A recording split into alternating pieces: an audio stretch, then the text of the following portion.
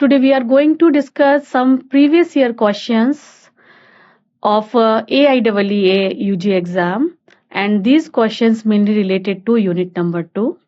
And in with these questions, I'm trying to cover this particular topic, that is cellular respiration.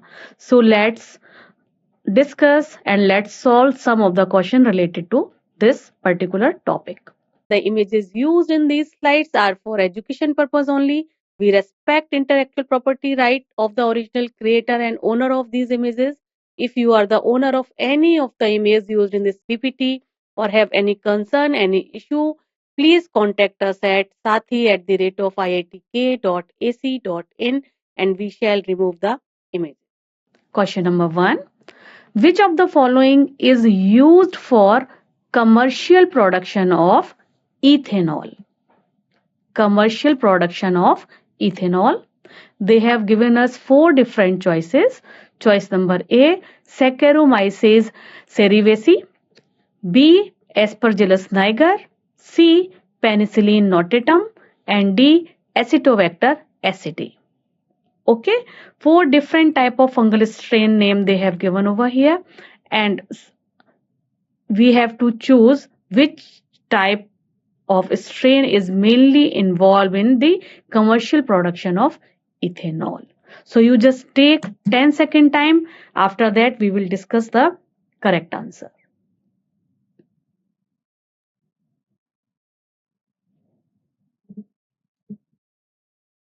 Commercial production of ethanol.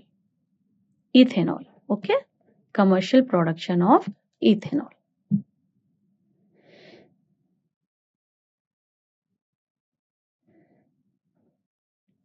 Okay. Now, out of these 4 choices, choice number T, they have mentioned Acetobacter aceti, and this particular strain is mainly aceti is involved in the production of vinegar. Vinegar production. Okay. Penicillium notatum mainly involved in the antibiotic. Antibiotic. Mainly penicillium. Okay. Aspergillus niger, this particular strain is mainly involved in the enzyme production and citric acid production. So enzymes and citric acid. Right. And this Saccharomyces cerevisiae, this is the main strain of yeast which involved in the production of ethanol. So it is a strain type of yeast, Saccharomyces cerevisiae, which involved in the commercial production of ethanol. So choice number A would be the correct answer. Okay, clear? Now let's move to the, okay, this is the correct answer. Let's move to the question number 2. Arrange the following steps of glycolysis, starting from first to last. Okay, so in these 5 options, they have given most of the important steps. Okay, and we have to arrange all these steps in a arranged manner. Okay, okay. So choice number A, what is the reaction type? Glyceraldehyde 3-phosphate to 1,3-bis-phosphoglyceric acid. Choice number B, fructose 6-phosphate to fructose 1,6-bisphosphate. Then choice number 3, glucose to glucose 6-phosphate. And D, 3-phosphoglyceric acid to 2-phosphoglycerate. And then E, phosphoenol pyruvate to pyruvic acid. So they have given us different steps of glycolysis, and we have to arrange all these steps in a serial wise way. Okay, so what is the first step of glycolysis? Conversion of glucose into glucose 6-phosphate.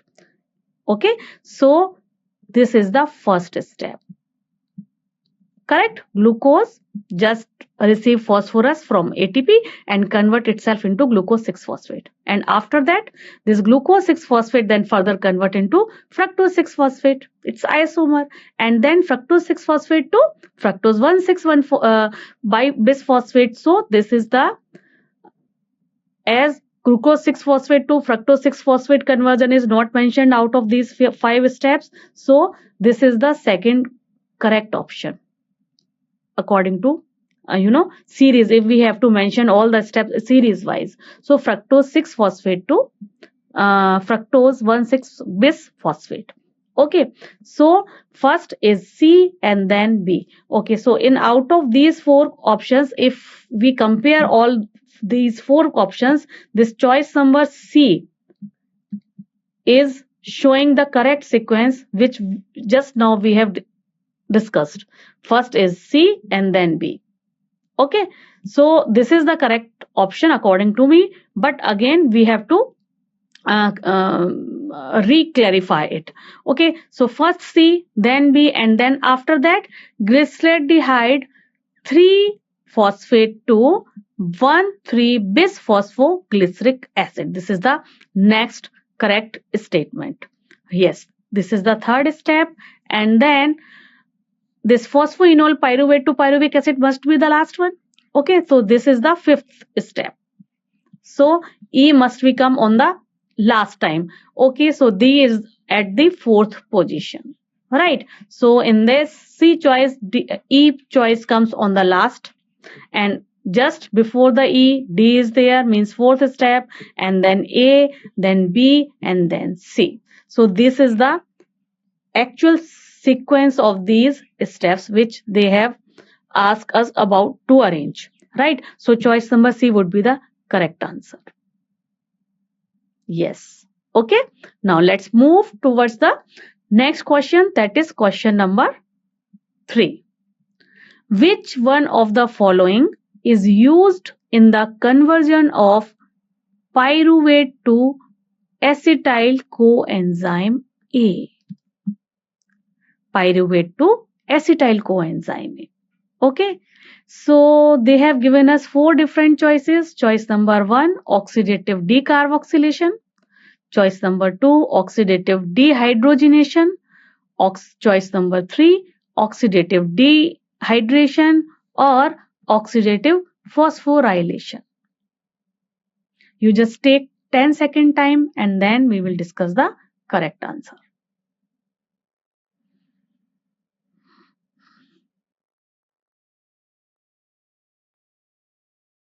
Whether it is oxidative decarboxylation, oxidative dehydrogenation, oxidative dehydration, or oxidative phosphorylation.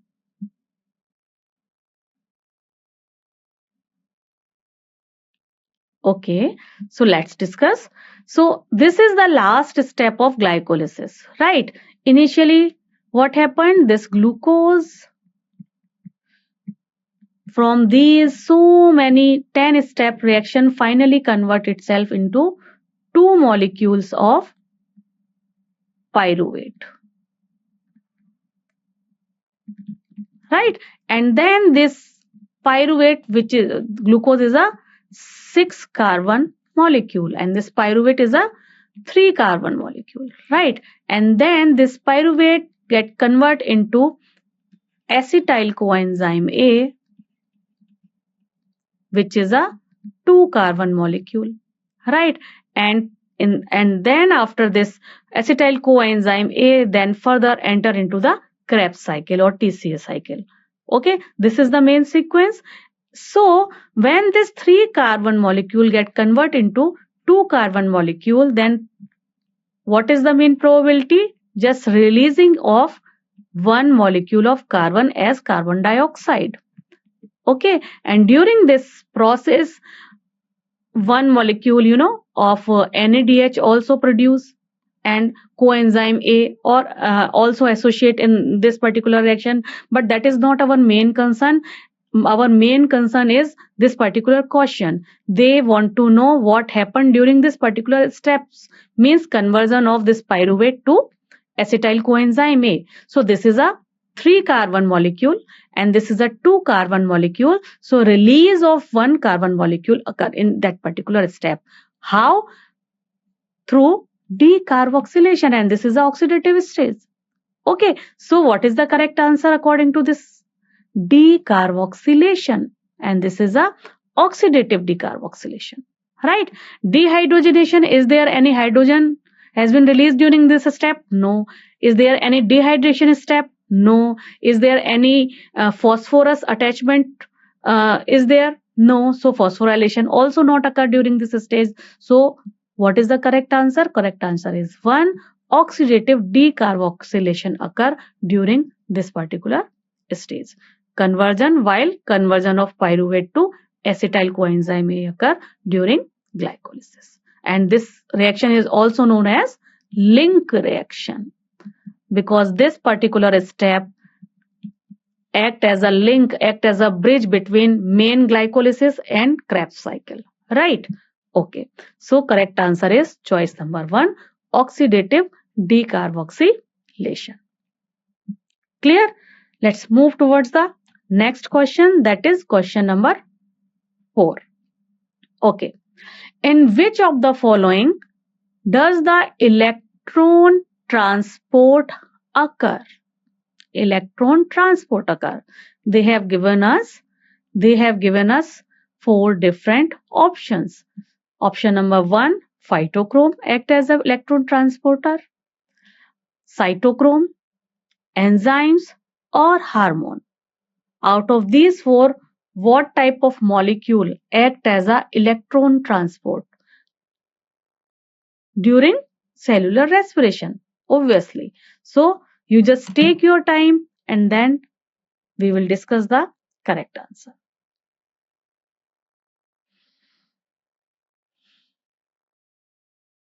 In which of the following does the electron transport occur? Electron transport occur through phytochrome, through cytochrome, through enzyme, or hormone. Okay, so in electron transport chain or ETC, this is our membrane, and within this membrane some kind of protein molecule are there that act as a carrier molecule as well. Some are present over here, some are associate embedded like this, right? So these protein molecule act as a electron transporter. Through these carrier molecule, electron move from matrix to this side and one carrier molecule to another carrier molecule, and then very fastly they move towards the F0 F1 particle, right? And these molecules are known as cytochrome. They may be cytochrome BC1, they may be cytochrome AA3 or cytochrome C. Okay, so what kind of molecule is this? Cytochromes. Okay, through these cytochromes only electron move from one cytochrome to another cytochrome during electron transport chain. Okay, this is not enzyme, not hormone, not any kind of phytochrome. So correct answer would be the choice number 2, cytochromes. Clear? Okay. Now let's move towards the next question, that is question number 5. The difference between photophosphorylation and oxidative phosphorylation. What is the difference between these two terms? Photophosphorylation and oxidative phosphorylation is consumed. Number 1, in photophosphorylation, oxygen is evolved, whereas in oxidative phosphorylation, oxygen is consumed. Oxygen is consumed. This statement they have in choice number 1, they have given this statement. Choice number 2, ATP are involved only in photophosphorylation. Choice number 3, ATP are involved only in oxidative phosphorylation. Choice number 4, both occur in the absence of light. So they have given us 4 different statements and we have choose the right statement. So you just take 10-second time and after that we will discuss this particular question.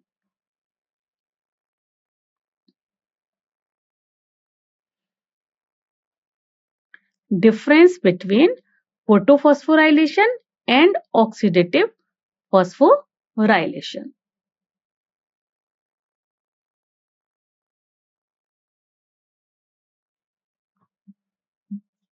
Okay, so oxidative phosphorylation. So yes, oxidative phosphorylation. What is this oxidative phosphorylation? It is a step of cellular respiration. Am I right? Yes, and phosphorylation means synthesis of ATP. Synthesis of ATP. It occurs during cellular respiration. And what is the cellular respiration? Utilization of glucose, and in the presence of oxygen, it will convert into carbon dioxide, water molecule, and huge amount of ATP has been released. This is cellular respiration, right? And this, the formation or synthesis of ATP occur during this oxidative phosphorylation, right? So in choice number 1, in photo respiration, oxygen is evolved. Yes, during photosynthesis, oxygen is evolved. Will 100% correct, because during photosynthesis or photophosphorylation, synthesis of glucose, synthesis of glucose molecule occur and some amount of but that is photosynthesis. Here only photophosphorylation they have mentioned, means during light, during, in the photo means light, in the presence of light, synthesis of ATP. Okay, this is mentioned over here. Whereas in oxidative phosphorylation, oxygen is consumed. This statement is 100% correct. During oxidative phosphorylation, oxygen molecule has been consumed. And because this oxygen molecule has been consumed, and after that only this glucose get broken down into different monomeric unit, and as I have mentioned over here, carbon dioxide, hydrogen, and energy, right? So this is the correct statement. And B, ATP is involved only in photophosphorylation? Only in? No, ATP are also involved in oxidative phosphorylation. In both the type of phosphorylation, whether in the presence of oxygen or in the absence of, in the presence of light or in the absence of light, ATP is involved. Okay, and both occur in the absence of light? No, there is. This is not a condition that both occur in the absence of light. In the absence of light or in the presence of light, this is a continuous process. Respiration is a continuous process, right? While yes, for photosynthesis, photophosphorylation, maybe light is necessary. Yes, light is necessary for photosynthesis only, right? So correct answer is our choice number 1, where what is mentioned in photophosphorylation, oxygen is evolved. Yes, this is correct. Whereas in oxidative phosphorylation, oxygen is consumed, because these two methods are opposite method. Okay, these two are just opposite method. So choice number 1 would be the correct answer. Choice. Now let's discuss next question, that is question number 6. Question number 6. Given below are two statements.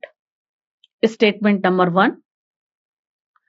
The first 5 reaction of glycolytic pathway convert a molecule of glucose, okay, 1 molecule of glucose into 2 molecule of glyceraldehyde 3 phosphate. Okay, and statement number 2, the final product of glycolysis is pyruvate in aerobic reactions and lactate in anaerobic condition. Okay, so they have given us 2 different statements and they want to know which statement is correct, whether any one statement is correct or both statement is correct or both statement is wrong.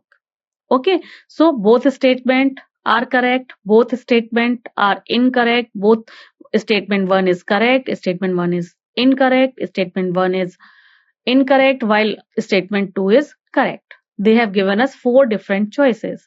So you just take your time, think about both the statement, and then after 10 seconds we will discuss the correct answer.